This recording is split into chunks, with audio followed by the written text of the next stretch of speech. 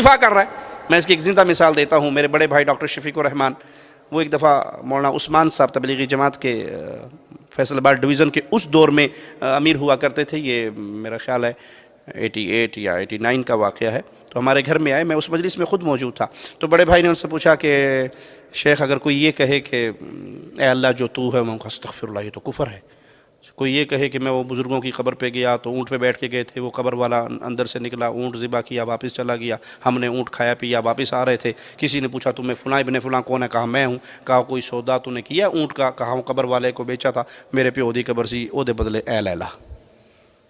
یہ کیا ہے؟ کہا جھوٹ ہے، ڈرامہ ہے، قصہ ہے، کہانی ہے، کچھ نہیں. اس طرح جتنے ان کی کتابوں کے اندر باطل عقائد ہیں وہ بڑے بھائی نے ان کے سامنے پیش کیا. تو وہ ہر بات پہ کہتے رہے غلط ہے، جھوٹ ہے، غلط ہے، شرک ہے، بدعت ہے. جب وہ سارا کیس بیان کر دیا تو بھائی نے پیچھے فضائل اعمال چھپائی ہوئی تھی، وہ نکال کے مولوی صاحب کے سامنے رکھ دی. مجھے وہ سین یاد ہے، مولوی صاحب یوں کر کے بیٹھ گئے، اور جب سر اٹھایا تو سر اٹھانے کے بعد کہنے لگے